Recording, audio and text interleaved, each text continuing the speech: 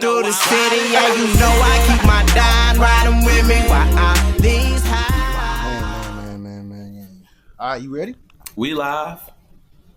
We live, baby. Look, you got live. Jay on it, man. It only took a whole year, but no, he live too. Look, cause these UIL playoffs, bro.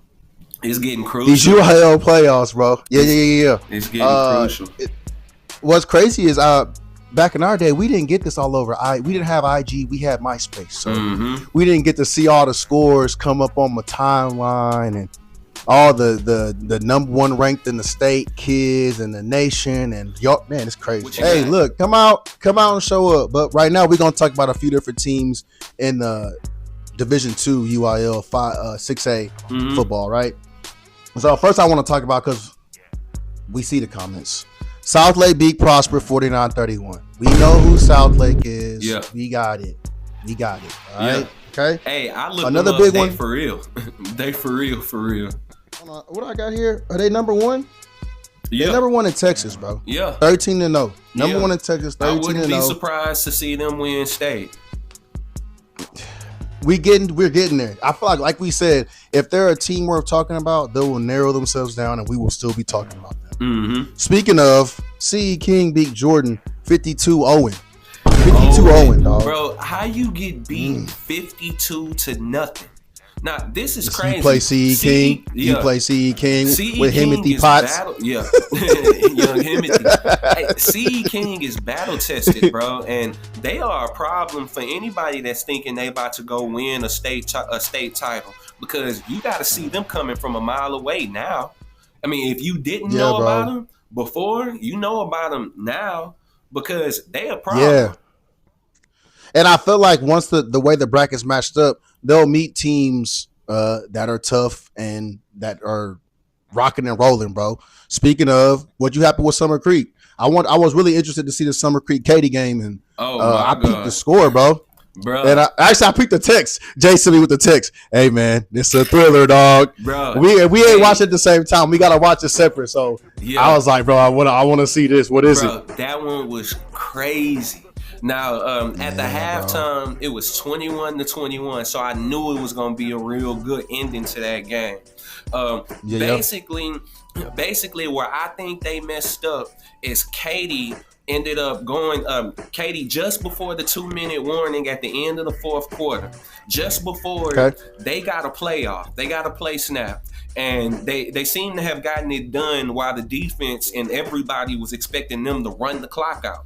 They should have been. They really should have been running the clock out at the time, to where when they scored, they would leave no time on the clock for Noah Spinks and his crew.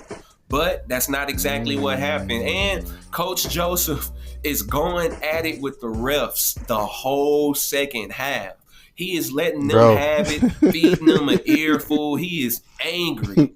I'm talking about. I can only imagine what he's saying. Oh, it was crazy. And so at the end of this game, they get a snap off, and the defense isn't ready. Summer Creek was not ready. And so they do a quick play action, chunk it deep. And Katy ends up getting a touchdown while they were being expected to run the ball. And dude is wide open out there. In the third quarter, the guy, Jackson Franklin, he got benched. He got benched. The quarterback? The quarterback? He got benched in the third quarter for a Mason Hartwell. Now, it looked like the reason why he was benched is because Mason Hartwell gave them another option when it came to running the ball, because he was mobile. He's quick. Yeah. He was mobile, and so he gave them that, while Jackson Franklin isn't necessarily the most mobile. Anyways, that's what we call a pivot, children. Yeah, that's what we call a pivot. Yeah, when you in a bind, you got to pivot, you got to adapt, you got to adjust, you got to do all them things. Proceed, my guy. Well, Mason Hartwell ends up throwing that late touchdown pass. As soon as that pass is over with, they've got the lead. The 2-minute warning hits just under 2 minutes, and Noah Spinks, the quarterback for Summer Creek, ends up engineering a drive that takes them all the way to the end zone. It was crazy. This had to be heartbreaking if you're a Katy fan, if you're a Katy player. And what's more, I sat there and I want to say it was Friday, maybe it was Thursday. I ran into Isaiah McMillan. Pulled up on me at my shop, and I asked him about how this was gonna go, because you heard what I said. I told him I think it's the end of the road for y'all. If I can be honest, as much as I love those guys at Katy, I think this might be the end of the road. Yeah. But they Summer Creek had it in the bag. I was hoping I was wrong, but I thought it was the end of the road for them. This very well could have went their way. And I really think the call to throw that touchdown pass right before the 2-minute warning, I really think that was enough to defeat them, because they gave it back to this junior quarterback and he took it all the way to the end zone. And I saw that. I did see that play. Yeah, that's a heartbreaker for sure. And they took it and they found a way to lock down Benny Easter, they superstar receiver over there at Summer Creek. They found a way to lock him down. He had six catches for 34 yards. They was all over him. I'm pretty sure there was double teams that I couldn't see because of the span of the camera. But that game was a nail biter, and it had to be heartbreaking if you was a Katy fan. Bro, I don't know how much y'all know about Katy and how they come out in the masses when they come out to watch a football game.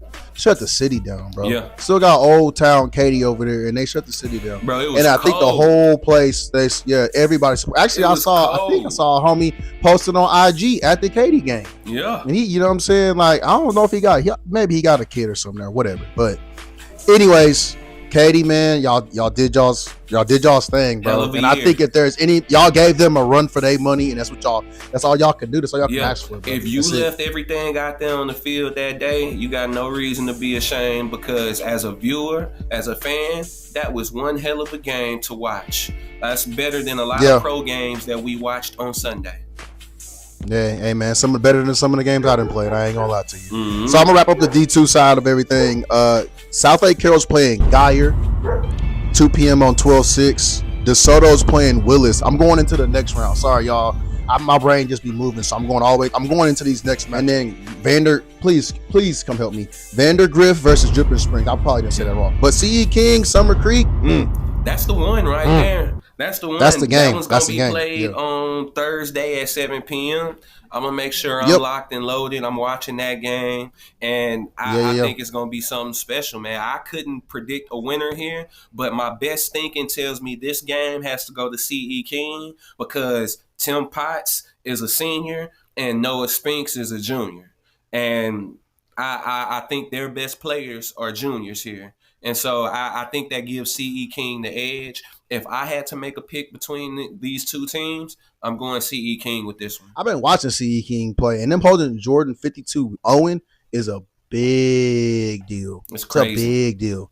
0 points. That means that defense is locked down. Oh God. So we're gonna go CE King. On the other ones, I'm gonna say I can go down the list. I want to do that. Guy versus South Lake Carroll. I'm going South Lake Carroll. DeSoto versus Willis. I didn't have a spot there. I'm gonna go DeSoto just because I've heard about them. I'm not too sure about DeSoto versus Willis. Okay. And then we're gonna go ahead and go Dripping Spring just because I like the city and it looks pretty. But anyways, that's wrapping up that's wrapping up the D2. Okay. We got time. We gonna get into these schools a little bit deeper as we go. You know what I'm saying? Riding through the city, yeah.